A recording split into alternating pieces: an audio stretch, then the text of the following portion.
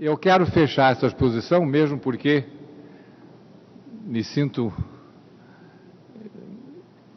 vamos dizer assim, condicionado, se não houveram algumas perguntas, para entrar nessas 3 linhas de remate. Após o governo militar, em que termos o sistema de poder brasileiro recuperou e desdobrou, tornando possível esta emergência do Brasil de fora. Em segundo lugar, em que termos se pode avaliar hoje essa política inédita de inclusão face às tradicionais de integração progressista na economia de mercado. O que é que há de novo no Bolsa Família? O que é que há de novo nos acessos aos serviços sociais? O que é que há de novo, sobretudo, na consciência de mobilização e desses grupos emergentes frente ao que se pensava fosse acontecer, a estrita mobilidade sindical? Qual é a consciência do beneficiado pelo Bolsa Família e por que ele não está entrando em movimentos sociais? O que é a nova contradição entre os contemplados pela Bolsa Família, os velhos egressos da mobilidade, o movimento do sem terra e, de fato, os movimentos sociais diante dos movimentos sindicais? Sobretudo, por que não há mais greve no Brasil fora dos sindicalismos ligados à organização do poder e da função pública? O que é isso? E o que é isso em matéria de dinâmica social? Terceiro, e evidentemente, dizia de começo, no quadro desta aceleração, o que é esse Brasil emergente, com integridade de comportamento histórico, diante das contradições fáceis, de contraposição identitária, a distância entre o país de Lula e o país de Chaves, e evidentemente, nessa dimensão, o que é este protagonismo emergente internacional do Brasil, que não é um protagonismo africano, que é um protagonismo que apenas começa em formas de intermediação com o Oriente Médio. O que será para o Oriente Médio a mediação que começa do presidente Lula com o grupo Hamas e com os grupos do Médio Oriente? O que é esse protagonismo? Seria isso concebível ainda há 3 ou 4 anos dentro desse quadro? E é claro, nesse protagonismo, como pensar um cenário que ninguém imaginava há 4 meses atrás? O que vai ser a convivência do presidente Lula com o presidente Obama? E em que condições essa surpresa democrática de avalanche para a própria modificação da visão hegemônica do mundo não pode nos deixar desguarnecidos dentro desta perspectiva.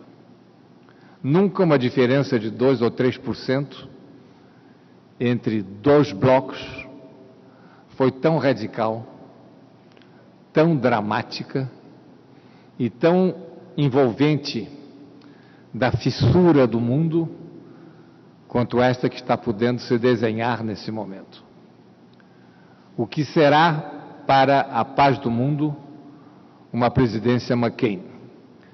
em que quadro o fundamentalismo ocidental chega a um protagonismo suicida, diante ainda do que seja essa presença internacional brasileira. E é nesse sentido que, às vésperas do que pode ser a passagem do conflito político, a guerra de religiões, a generalização do terrorismo, assumido pela visão preventiva de futuro do Salão Oval nesse momento, envolve a discussão da diferença nesse sentido e de que maneira a latinidade, em termos de proposta internacional, pode agregar, pode integrar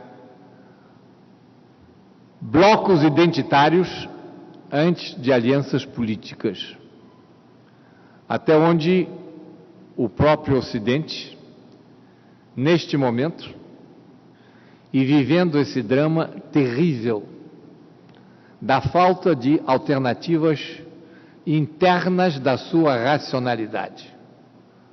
Um Ocidente europeu que não tem mais esquerdas e que vive de Berlusconi ao presidente Bruni a mesma condição, digamos assim, em que onde estão as esquerdas? Onde é que está a busca da alternativa? Em que termos o capitalismo ocidental tem tônicas de liberalidade, mas não mais de alternativas para que se possa pensar uma visão de esquerda hoje. Qual é a esquerda europeia fora do presidente Zapatero hoje na Europa? E o que é que, nesse momento, essa Europa está podendo nos apresentar como a emergência de um neofascismo no continente? O neofascismo de Berlusconi, o neofascismo das novas emergências provocadoras escandinavas e neerlandesas. Na hora em que um partido político na Holanda resolve provocar o Islã, seguindo o antecedente das caricaturas. E nesse momento, começando na extrema direita holandesa, provocar um terrorismo europeu, na base de que é preciso que haja o terrorismo logo para que as novas leis europeias proscrevam a migração muçulmana na Europa. Nós estamos diante de uma política de Lebensraum, nós estamos numa política de apropriação étnico-histórico de um território, e não é outra situação dentro da qual nós estamos vendo a confrontação neo-islâmica, começando pelo banimento do acesso da Turquia a uma Europa neofascista, a Europa do senhor Sarkozy, a Europa do senhor Berlusconi, a Europa que vai surgir da nova vitória democristã na Alemanha. É evidente que, neste quadro, onde está o protagonismo da diferença para este período à nossa frente? Eu vou sumarizar muito, apenas quase que com itens para um futuro desdobramento, esses dois panoramas identitários brasileiros, interno e externo, nesse quadro. Primeiro, quero falar do modo pelo qual a abertura permitiu a conquista de instituições identitárias que ainda, em grande parte, se continuam como inéditas dentro da Constituição de 88. Não é sem razão que o Dr. Ulisses a identificou como a Carta Cidadã. Se eu fosse olhar para o número de institutos dentro dos quais o Brasil da sociedade civil emergente tem condições de protestar pela sua identidade e instrumentos constitucionais, nós não nos damos conta deste trunfo democrático que o Brasil tem nesse momento. Não preciso falar da ação popular. Não preciso dizer desse instituto que é praticamente inédito em toda a América Latina, que dá a qualquer cidadão o direito de chegar ao Supremo naquilo que ele considera como lesivo às instituições, não só ao seu direito pessoal aprendido, mas a partir dos chamados direitos difusos, qualquer cidadão pode protestar pela garantia do direito ambiental, qualquer cidadão pode denunciar o entorse democrático, qualquer cidadão pode lutar pelo que ele considera um direito humano afligido.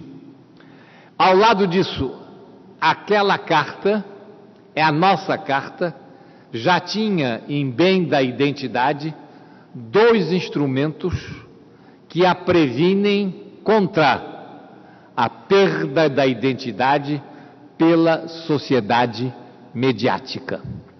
O primeiro, um instituto que na época ainda tinha o ressaibo do autoritarismo e que se dava conta do fato de que o cidadão não tem apenas que ter o seu corpo, o habeas corpus, o direito de ir e vir, é a primeira das liberdades fundamentais. Mas atenção, o Brasil da abertura foi um Brasil que saiu de uma fase do confisco da informação, da ditadura do fichário, do número verdadeiro que é o do DNA da pessoa, guardado no Serviço Nacional de Informação. Está aí, se ter criado na Carta o habeas data, tão importante quanto o habeas corpus. E agora o dado extremamente interessante. Nunca foi usado o habeas data no Brasil democrático. Por quê?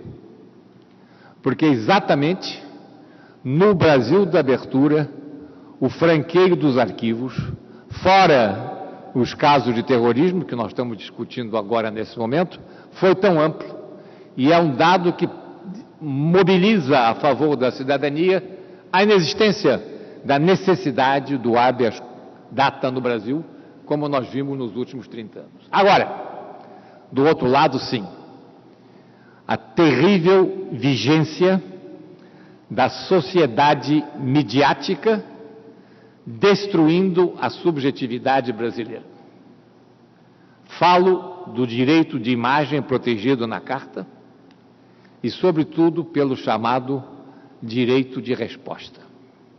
A Carta brasileira dá a qualquer cidadão, diante da notícia de imprensa errada, ou, sobretudo, diante da manchete destruidora de reputações, o direito de resposta imediata na intensidade do agravo.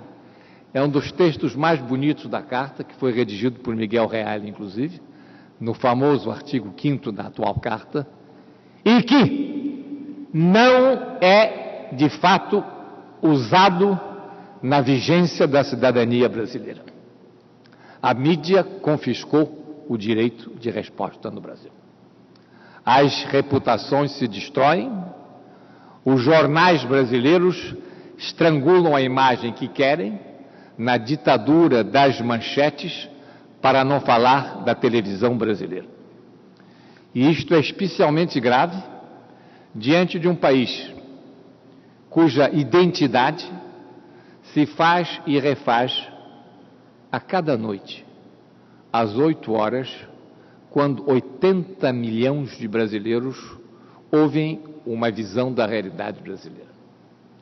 Não há no mundo ocidental nenhum sistema que permita à mesma agência geradora de imagens e de informações o comando da televisão, do jornal e da rádio. Não existe isso nos Estados Unidos, não existe isso na Europa. Evidentemente, essa ditadura da cabeça do brasileiro é algo de objetivo para a nossa vergonha e para a nossa submissão. O que quero dizer é que estamos levando para as Nações Unidas o dossiê do comportamento do direito de resposta no Brasil. O direito de resposta, quando ele acontece, ele nunca dificilmente, ele é espontaneamente feito pela mídia. Quando ele acontece, ele surge de decisões judiciais, às vezes de medidas cautelares, 3, 4, 5 meses depois do agravo e da sua consolidação na opinião pública. Mais ainda, se é possível recompor a identidade na mídia escrita, como é que se vai recompor a identidade na mídia televisiva? A mídia televisiva fere a imagem irrevogavelmente. A sociedade eletrônica criou um monstro para a destruição da identidade, para o qual não há resposta tecnológica. O que as Nações Unidas vão discutir na próxima Assembleia Geral, enfrentando a sociedade mediática, e esta proposta vem da Espanha de Zapatero, é a de que a única maneira de se evitar o massacre da sociedade mediática pela televisão são multas monstruosas para o agente que a defina. Na hora em que a multa monstruosa for aceita, haverá a possibilidade de uma política preventiva. Não há outra. Agora, a sociedade brasileira é a mais selvagem neste particular. Não só no atraso do direito de resposta, mas porque não há no Brasil indenização, até hoje, pela violação do direito de imagem.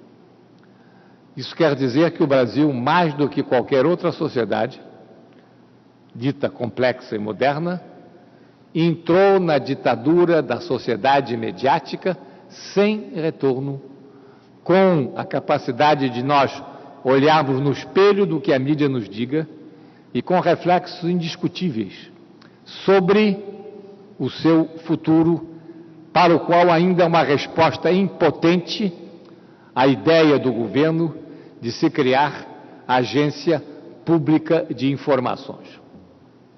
Até onde a Agência Pública de Informações, como resposta para a garantia da identidade nacional, em termos de subtraí-la à sociedade mediática, vai resistir à ideia de ser uma agência de propaganda governamental. Até onde a Agência Pública de Informação não é uma agência promocional do governo, mas é uma agência do Estado, capaz de definir e situar a neutralidade da informação voltada às suas bases. Esse instituto não existe no mundo. A sociedade ocidental democrática não a encontrou. Aqui está um membro desse conselho, o professor Vanderlei Guilherme dos Santos, que eu espero possa ter alguma coisa muito importante a avançar neste particular. A sociedade, a agência brasileira que está aí colocada, tem uma tarefa quase que profética, se eu assim pudesse dizer, no que seja restaurar, organizar e criar uma deterrência para a sociedade midiática, que no Brasil é a pior de todo o mundo em matéria de asserviçamento da subjetividade. É evidente que isso nos leva a outra consideração mais importante. A política de exclusão e a sua superação. A integração do mercado não é progressiva, ela tem que ser feita num quadro de acesso, onde o elemento político, inclusive, predominaria sobre o elemento econômico e social. Foi esta a ideia-força dos anos 60, e, curiosamente, numa integração que é a específica do Brasil, entre o PT, quantas e quantas vezes, Jerônimo Moscado também em outras dimensões, eu tenho que explicar ao estudantado e às conferências europeias que o Brasil não é que o PT não é o Labour Party, que isso não tem nada a ver com o Partido Trabalhista das esquerdas constituídas no mundo. O PT foi o partido da luta pela superação da exclusão social a partir de um instrumento que eu diria também imprudentemente deixado na legislação brasileira. Quantos países da América Latina que exatamente porque ainda é establishmentária, quantos países da América Latina aceitaram o voto obrigatório? A Revolução Brasileira premonitória foi a de constituir como correlato da democracia o voto obrigatório.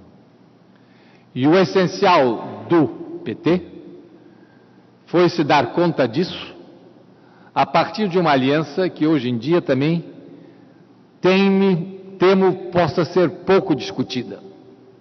A Igreja Católica nunca esteve tão distante do Vaticano II como ela está sob o pontificado de Bento XVI. Mas o Vaticano II criou a visão da Igreja versus Populo, criou a teologia da libertação e criou a militância do cura, a militância do pároco, a militância do padre dentro das suas bases. Nacionalmente, o Brasil que estava no fim do século passado tem duas forças: o Exército e a Igreja. O importante, e vimos isso tanto na redemocratização, foi o empenho que a Igreja teve nessa mobilização, a partir, sem dúvida, da maior figura da Igreja brasileira, cujo centenário vai se celebrar o ano que vem, Dom Helder Câmara. Ou seja, o padrezinho, vivendo profundamente o Concílio Ecumênico, depois sendo descartado pelo Concílio Ecumênico, transformado quase em persona não grata ao fim do concílio, mas tendo desenvolvido com tantos extraordinários personagens, desde Sobrinho até o cardeal do Chile, esse teor de que uma igreja versus populo era uma igreja que tinha que vir a militância política do mais pobre, a expressão de Dom Helder.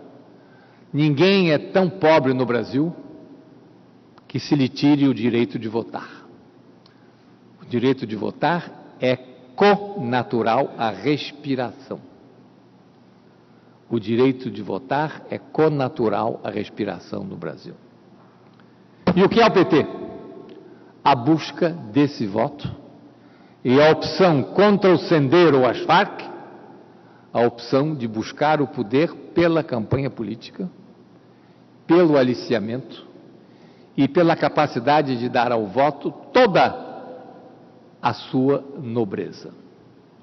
O coronelismo acabou de repente no Brasil, na hora em que o camponês, essa expressão que nunca se pode dizer em português, e não vou dizer campônio diante do meu mestre em português, deixar aqui presente. Mas enfim, o camponês encontrou alternativa para votar. Porque a frase clássica, reportada por Dom Helder, é: agora eu tenho em quem votar. E a opção que o PT deu ao eleitorado obrigatório foi a opção que mudou o Brasil e criou a condição de inclusão pacífica, sem violência e essencialmente democrática. 3 eleições, perdendo ou ganhando, às vezes, num caso, perdendo ainda por uma manipulação mediática nos últimos debates. Mas é evidente, dentro desse quadro, criando a mobilização. Atenção, a mobilização a partir do fato de que, antes de se chegar ao mercado de trabalho, a mobilização pode ter a dinâmica do acesso. Ela sai da exclusão pela saúde, pela educação, mesmo que não tenha o emprego. E o Bolsa Família, mudado na sua primeira conjuntura, permite que antes da entrada no mercado de trabalho, o Brasil, dos 40 milhões de destituídos, tenham acesso à saúde e comecem a ter acesso à educação. A partir daí, a visão da consciência e do ser para si independe do acesso no mercado de trabalho. E o que é muito interessante, num segundo ponto, também não os dados para poder avançar aqui, é que a consciência do beneficiado pelo Bolsa Família hoje confronta com o proletário brasileiro. Ele não está tão interessado na estabilidade do emprego, nem no acesso ao emprego, mas sim na garantia dessas condições de saúde e dessas condições de acesso ao emprego. Nós estamos apenas no começo, e a Cândido Mendes fará uma série de seminários sobre isso, do que seja essa nova consciência que põe em causa a mobilidade social fora do movimento sindical. E, de outro lado, fora da prioridade do acesso à terra dentro do interior brasileiro. Se nós formos estudar o que está aí nos últimos meses, o novo processo da chamada lavoura familiar brasileira, avançada pelo ministro Patrus, nós podemos entender como se dá este paradoxo. Diversas consciências de mobilização que fraturam na sua envergadura o movimento social e o sindicalismo. Mais ainda, a entrada na mobilidade pela chamada dinâmica de acesso social ou pela dinâmica de emprego. O Bolsa Família mostrou um percentual de acesso à educação e à saúde incomparavelmente superior à entrada no mercado de trabalho e, sobretudo, à garantia da estabilidade de emprego. Não obstante o fracasso do governo Lula em melhorar as condições de emprego fora do salário mínimo. O pouco resultado da integração do marginal no mercado de trabalho é altamente compensada pelas outras duas. E é isto que, hoje, explica a popularidade do presidente. Não é pelo movimento do Sem Terra, que certamente se conflagrarão com o presidente em pouco tempo, não é, inclusive, pela discussão dos empregos estabilizados, mas é em função do que o Bolsa Família está fazendo, que nós estamos encontrando uma nova mobilidade social brasileira. A negação dos bolseiros de se sindicalizar, por exemplo, é fascinante e indica o quê? Como forma dessa mobilização nesse momento. Isso cria muito o que eu dizia há pouco, o chamado povo de Lula. Nenhum partido toma conta dele, nenhum sindicato toma conta dele. Acho mais ainda, acho que o drama hoje do peleguismo emergente dos sindicatos lulistas e, sobretudo, esta clientelização do movimento sindical no Brasil, augura muito mal quanto ao que seja a estruturação institucional clássica do povo de Lula. Nós vamos ver como é que esse povo vai se definir, mas hoje ele avançou extraordinariamente no que seja a sua identidade. Ele hoje tem identidade, ele hoje vota, ele hoje se mobiliza e ele hoje tem esta extraordinária integração simbólica com uma nova transição brasileira. Evidente, isso nos deixa diante das interrogações, quer dizer, na medida em que o mercado interno brasileiro avança, na medida em que, de fato, esse mercado interno vai ter que enfrentar as novas dinâmicas de um Brasil que, pela sua própria prosperidade, está criando outras contradições na expansão e apropriação do produto nacional. O que vão ser amanhã os lobbies rurais do Brasil, repetindo um pouco o drama que está destruindo o governo argentino diante dos seus plantadores de grãos, no que é hoje o fato de que os ruralistas brasileiros têm hoje a terceira bancada mais importante do Congresso brasileiro. O poder de lobby do senhor Blairo Maggi, o poder de lobby dos arrozeiros de Rondônia e de Roraima apenas começa a surgir. E se pergunta se, na emergência do povo de Lula e da relativa capacidade de integrar e definir interesses, diante de um Brasil prospectivo, as contradições dessa própria prosperidade vão começar a definir no Brasil uma direita que não tenha vergonha do seu nome, que efetivamente vai se mobilizar, já se mobilizou, e através de bancadas desse tipo poderá obstaculizar muitas das reformas pretendidas pelo governo, a começar pela própria reforma tributária, como nós estamos já vendo nesse momento, e nos impasses que já vão aguardar o segundo semestre do governo do presidente. Saliento que isso se dá, portanto, nesse grande quadro internacional. Nesse quadro, faço apenas 3 interrogações. A primeira é: qual é a nossa inserção dentro dela? Esta inserção se faz numa visão que não está mais diante da velha ideia de centros e periferias. O mundo da hegemonia não tem mais periferias, elas já estão englobadas. Quer dizer, não se pode mais julgar com as periferias como no bom tempo, como era boa a Guerra Fria, como era bom o antagonismo entre Moscou e Washington, onde se podia barganhar, estar num lugar ou no outro, ou mudar de um lado para o outro, e necessariamente dar à periferia um poder de barganha.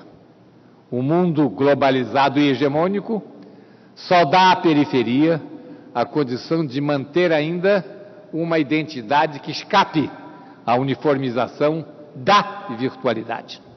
E aí que vem, então, a noção mais importante.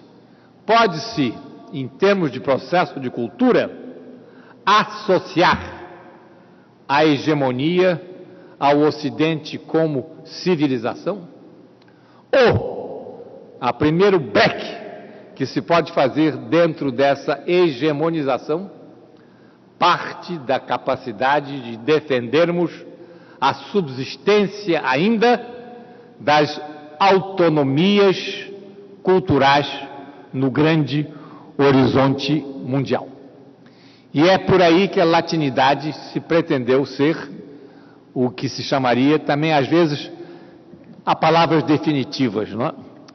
Eu não posso dizer em outra língua que o Ocidente tem its soft side. Latinity is the soft side of the West. A palavra soft faz parte do vocabulário marciano. Eu não posso dizer soft não é mole, soft não é doce. Como é que eu vou dizer soft em outra língua? É muito difícil. Mole, eu posso dizer que a latinidade é o Ocidente mole, é o mais próximo. Mas a verdade é que a latinidade se confronta ao outro Ocidente na sua sobrevivência para o século 22, 23, com 3 categorias. Primeiro, só o Ocidente mole, o Ocidente romano, o Ocidente latino tem a noção congênita do Estado. O mundo saxão não tem noção do Estado. O mundo saxão tem a noção do indivíduo, das liberdades do indivíduo, mas a polis e o Estado são as tradições mediterrâneas do Ocidente, que hoje são um privilégio desse mesmo Ocidente defendê-la. Não conheço nenhuma tradição cultural americana que tenha uma visão do Estado como a tradição nem inglesa, como efetivamente o Estado é um privativo cultural do Ocidente. Segundo lugar, não conheço no mundo saxão uma visão do efetivo pluralismo de convivência. O mundo ocidental tem uma grande leniência com as minorias. Ele só fala na diferença como minorias. Ou seja, há uma visão no inconsciente coletivo de um poder efetivamente regente que se dá o luxo ou a condição de poder conviver com as minorias.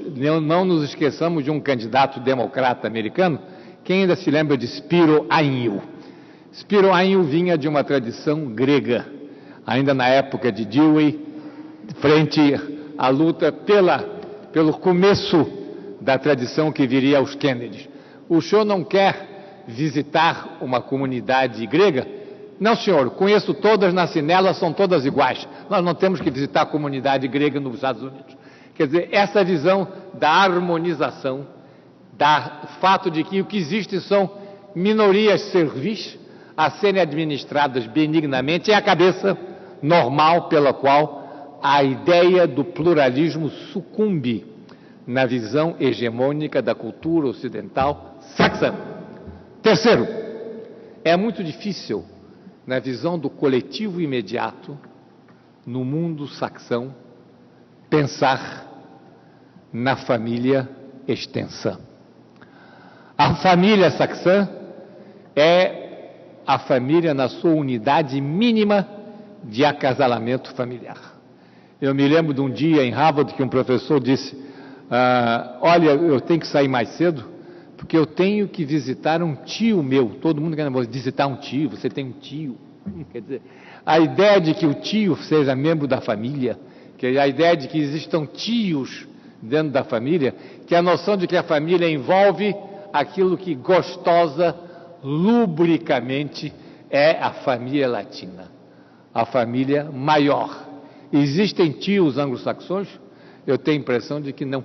Quer dizer, dentro disso, e aí está uma outra definição rigorosa do que seja o contraponto entre dois protagonismos coletivos que nesse momento se encontram no eixo desta perspectiva.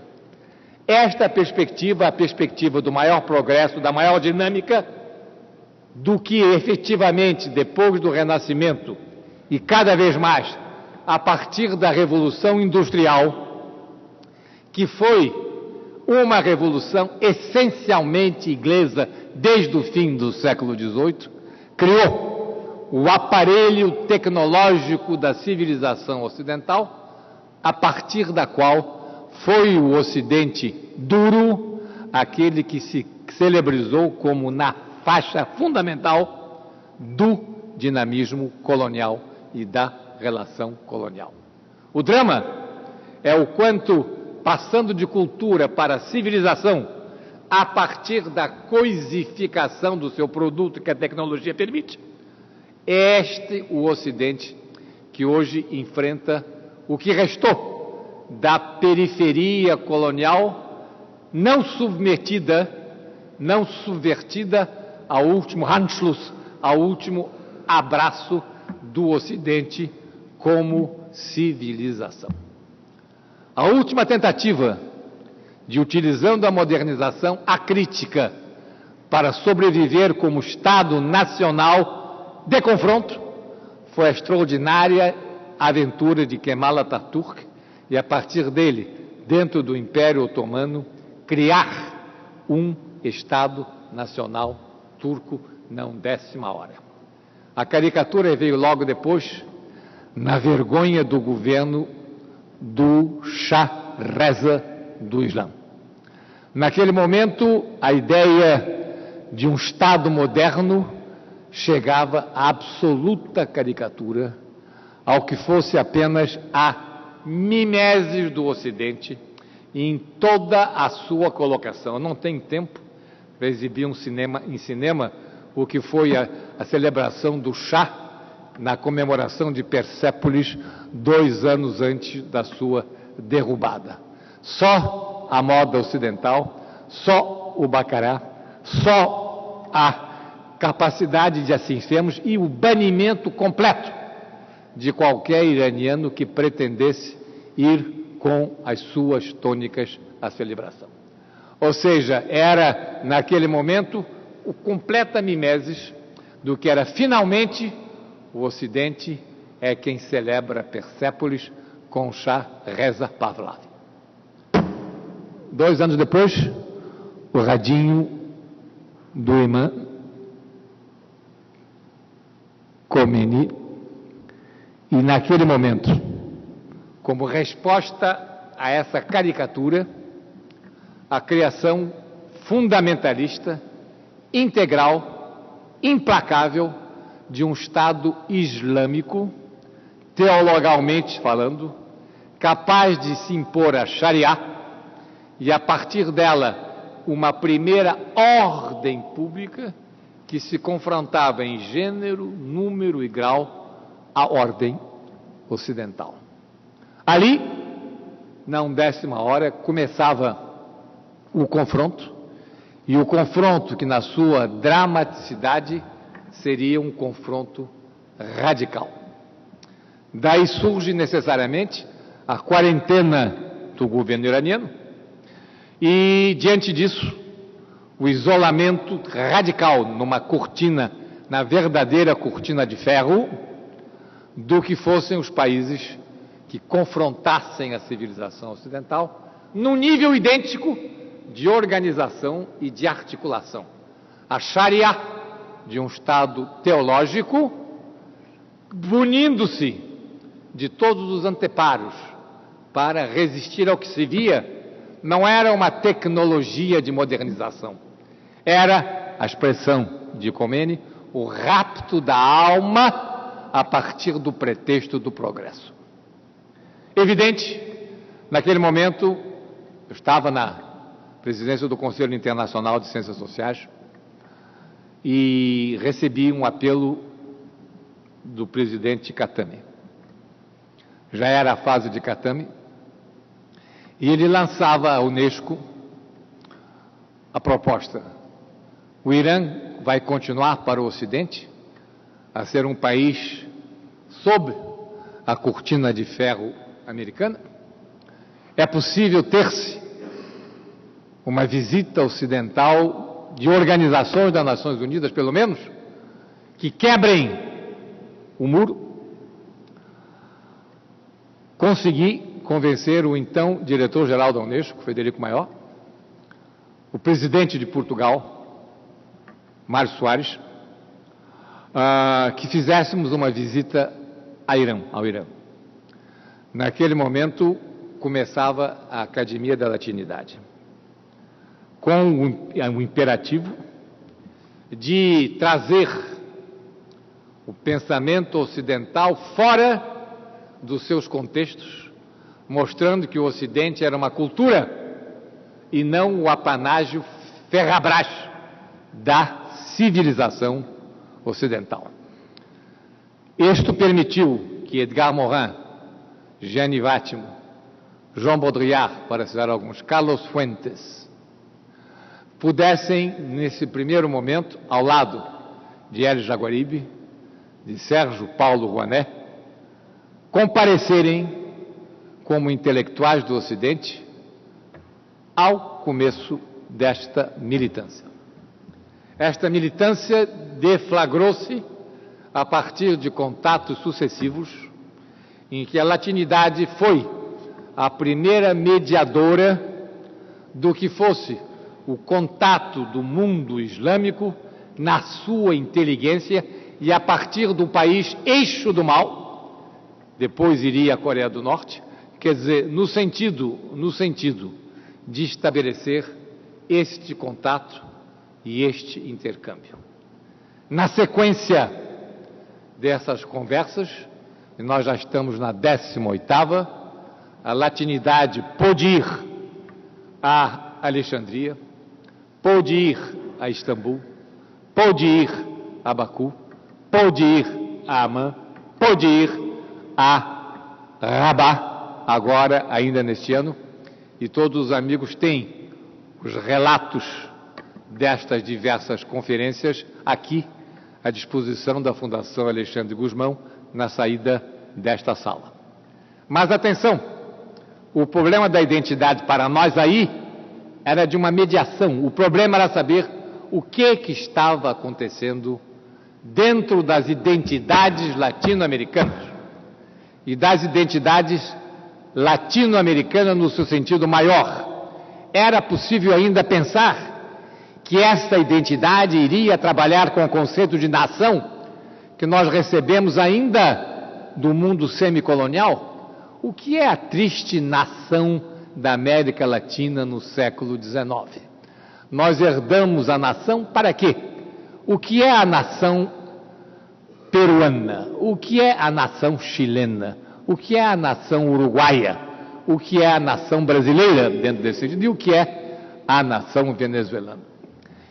Verificamos aí o uso retórico e às vezes mimético da expressão, que nos levava a 3 considerações. Primeiro, países da América Latina tão destituídos que nem sequer a nação mimética podem ter.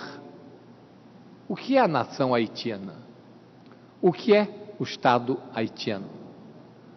Essa coisa lindíssima de realmente do que foi Toussaint Louverture, que num momento extraordinário em que se emancipam da antiga colônia de São Domingos, primeiro abolem os escravos, depois discutem da possibilidade de um Estado. E naquele momento, Toussaint Louverture escreve a Mon Frère Napoléon, propondo um encontro com o todo-poderoso da França para discutir um Estado livre no Haiti.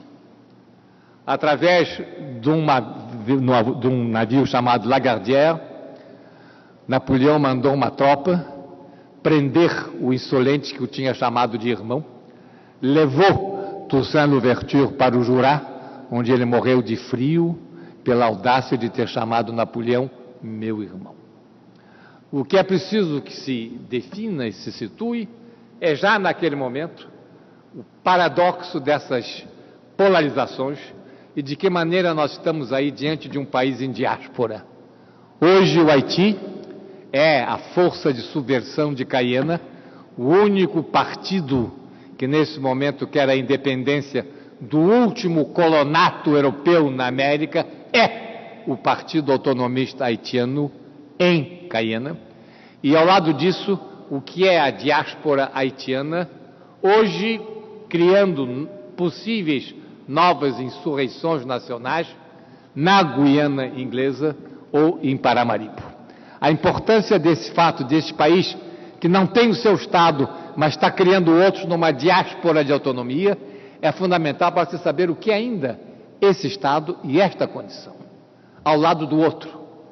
Ou seja, na América Latina hoje, como é que a marca, o socle, a base identitária, pode servir à visão de mundo e ao reconhecimento do Paraguai, do Equador, ou, sobretudo, da Bolívia.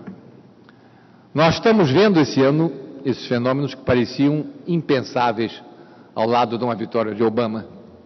Vamos chegar ao fim do ano, no atual território boliviano, sem o estado de Santa Cruz, confrontando o Estado Aymara no altiplano? Quem acha que a Bolívia não vai se romper já, em função de um triste desfecho? De um lado, os interesses da economia colonial de maior desfaçatez, a última economia colonial, que é da exportação do Estado de Santa Cruz, no seu colonato mais lamentável como concentração de renda, pelo qual o governo nacionalista, à última hora, do atual presidente, está permitindo esse desfecho. Para nós, o importante é saber até onde na América Latina, isso que para nós está resolvido, o Estado Nacional é a configuração do Brasil emergente, será a configuração não fundamentalista das emergências nacionais da América Latina, à véspera das hegemonias. Não há antecipação sobre isso, mas é evidente que, diante disso, reivindicar uma latinidade que exatamente permita a um país como a Bolívia ainda não ser o fundamentalismo aimara, ou o Equador não ser o fundamentalismo quechua, são fundamentais dentro dessa mesma e constante e necessária tarefa. O que fica, portanto, de interrogação, e aqui fecho, é esta pergunta tão importante e dentro da prospectiva.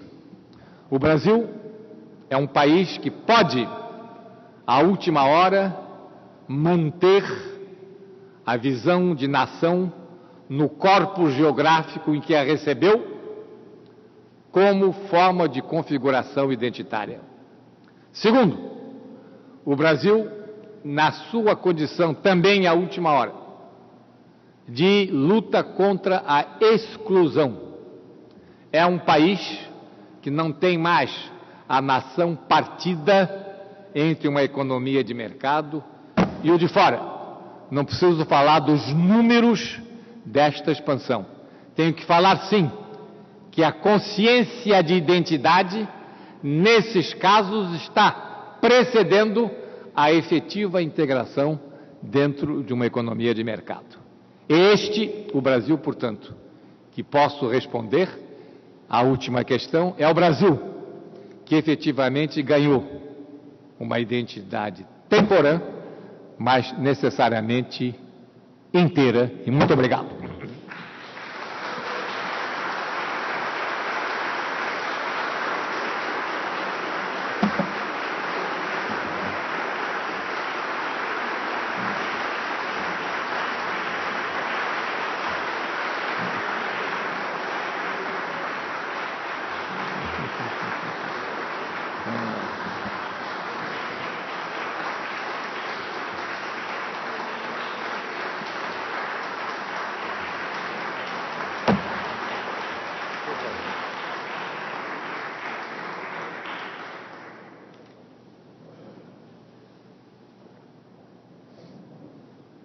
Eu acho que pudemos ouvir umas 2 ou 3 perguntas, começando evidentemente com o professor Larreta, quer dizer, que é o nosso uruguaio dialético para essas questões necessárias. Professor Larreta,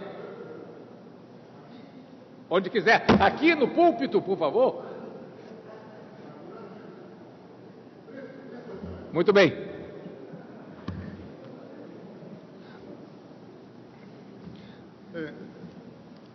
Eu tenho 3 perguntas e observações.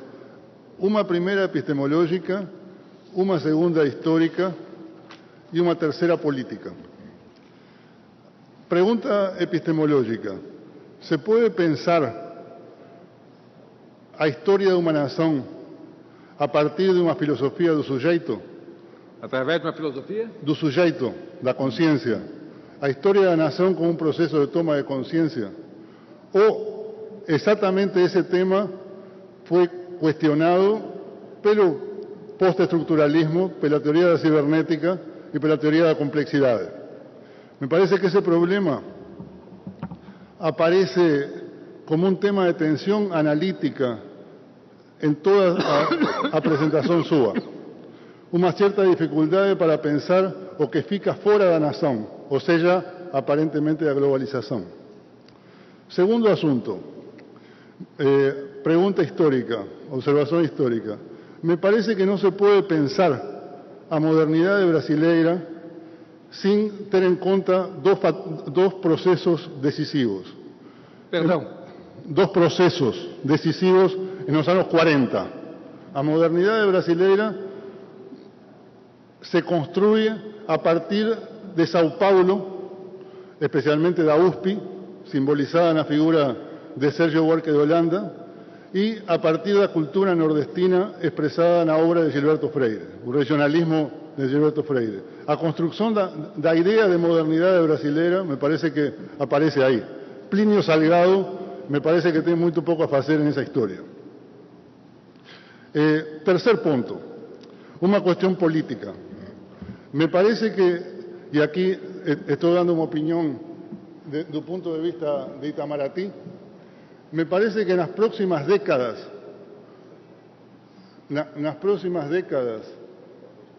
sí, ahí está, en las próximas décadas, a política exterior brasileira va a estar construida en torno a una arquitectura internacional,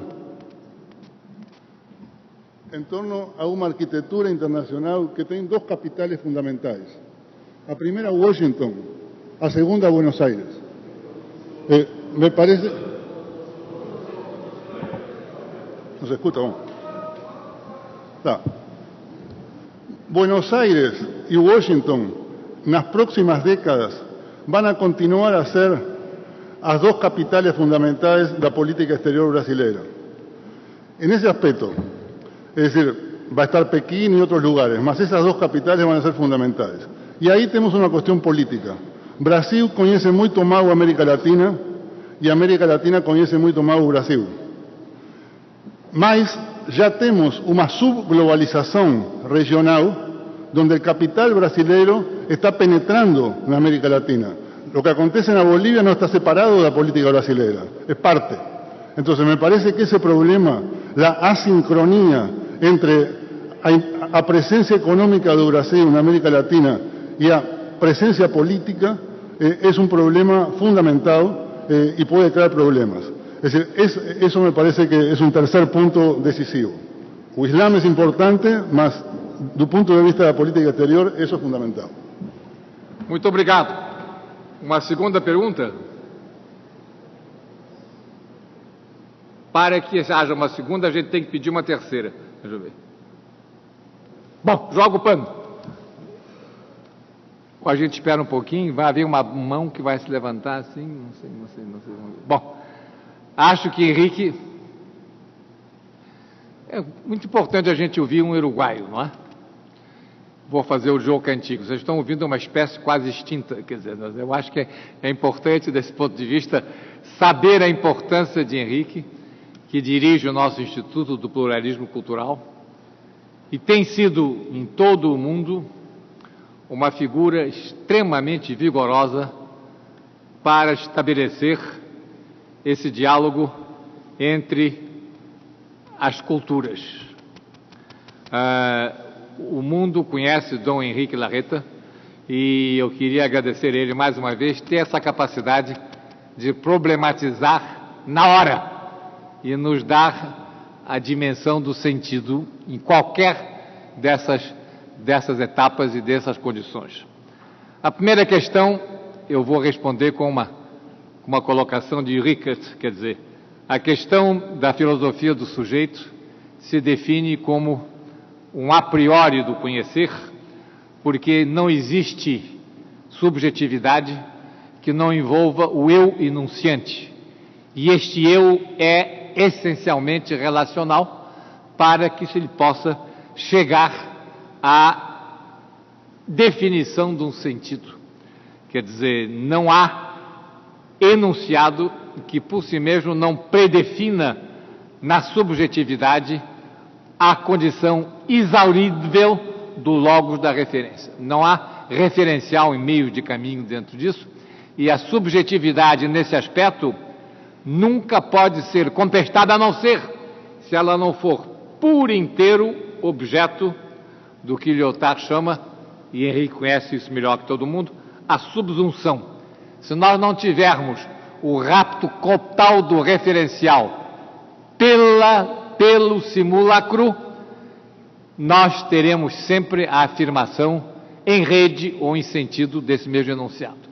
O grande drama do simulacro é que ele, de saída, pode eliminar o enunciado fundante, e é por aí que esse problema surge como tão importante hoje no quadro do estudo da filosofia da cultura e da identidade. A segunda questão me parece também muito rica, e é aquela de se saber se o Estado-nação é essencial à identidade de uma cultura e em que termos a toma de consciência é connatural ao avanço dessa identidade.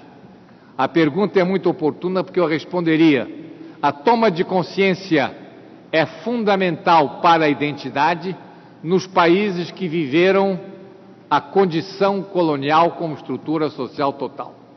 A França, a Alemanha, a Espanha, Portugal não precisariam de um momento, de um plexo ou de uma instância de tomada de consciência, porque ela se deu ao longo do contínuo dos séculos e da absoluta, indiscutível permanência do seu referencial geracional. O jogo do epocal geracional se fez sem descontinuidade e ele é o próprio plexo do processo de cultura.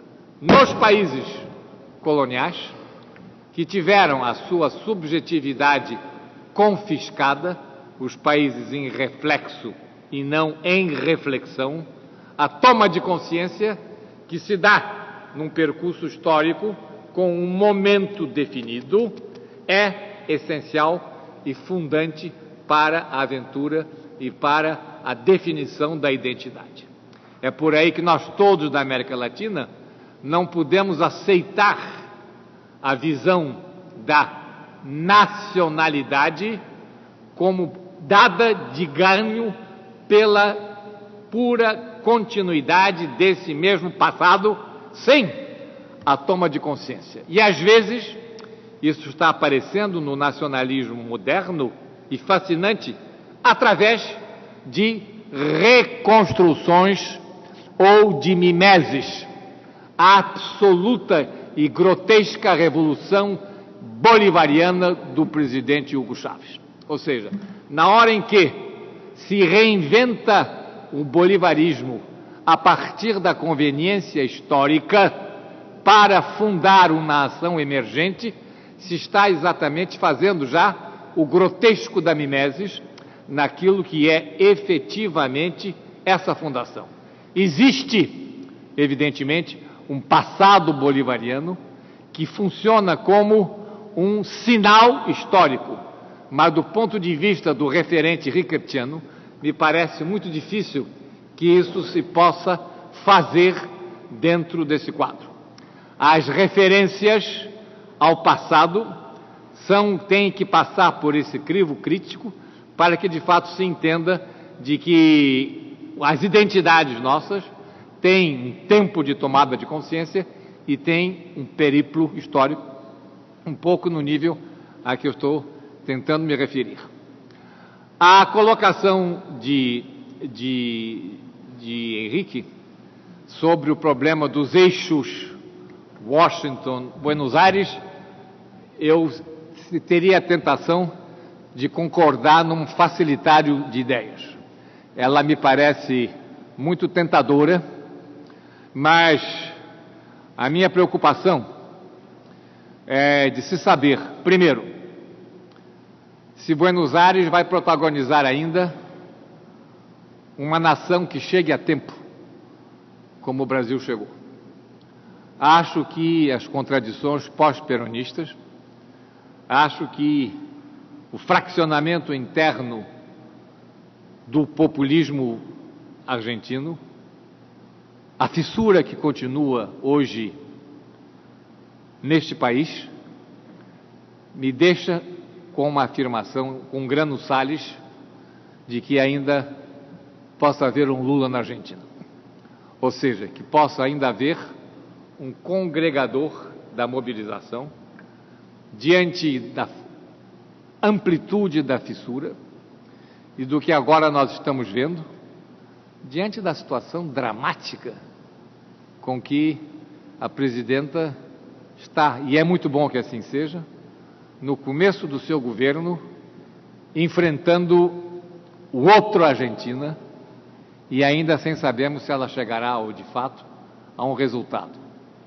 Mas no limite em que o governo de Cristina Kirchner seja destruído pelo ruralismo do seu país, não sei se naquela visão agonal de Roberto Campos, e espero ser contraditado, não conheço ninguém que seja um especialista da Argentina como Hélio Jaguaribe, e necessariamente ao lado dele, Henrique, acredito que, sinceramente, a minha visão seja de um pessimismo construtivo, mas tenho dúvidas de saber se, de fato, a Argentina ainda chega a tempo, ou de se esses eixos futuros de uma política brasileira vão sair da América Latina. Digo mais ainda, acho que é um preconceito em viés da história do Brasil vê-la como mais um Estado latino-americano.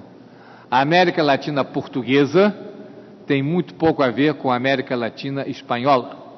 E não acredito que, a não ser por causa de Madame Lynch, de fato, o passado de integração ou de dinâmica da América Latina espanhola tenha sido tão importante para o protagonismo emergente brasileiro.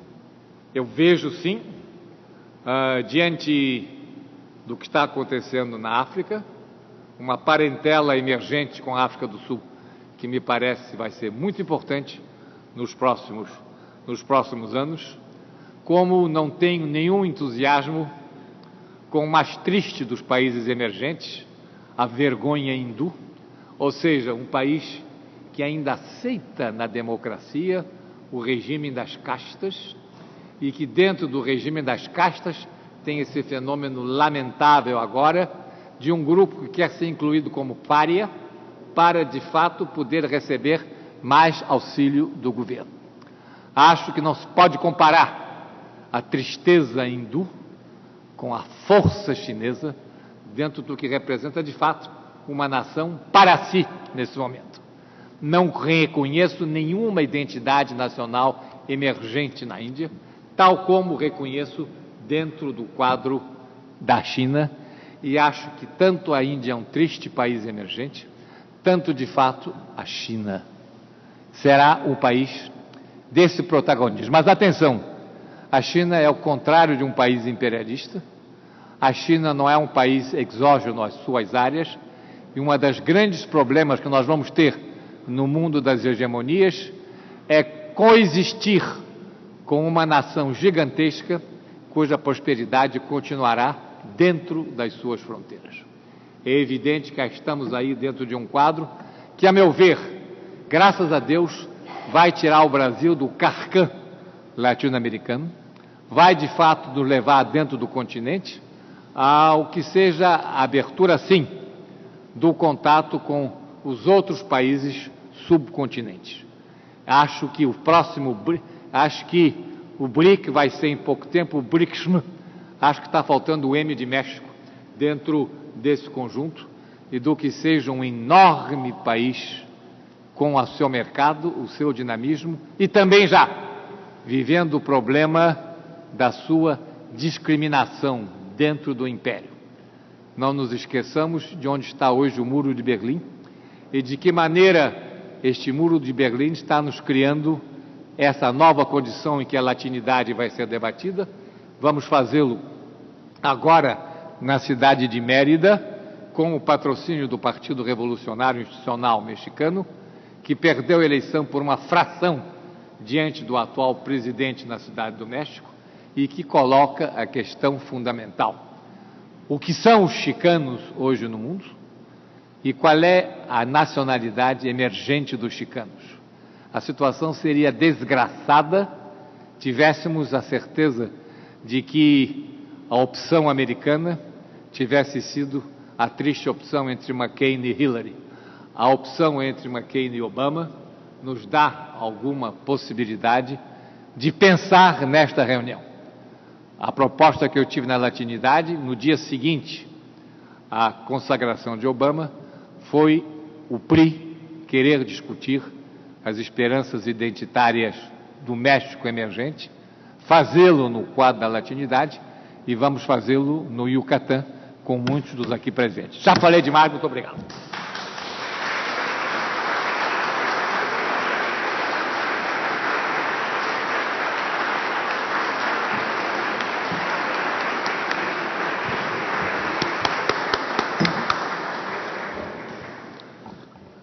Meus amigos, hoje é o último dia do mês aniversário de Cândido Mendes.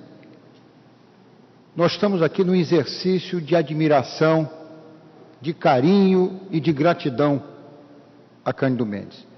E ele acaba de nos dar esse grande presente.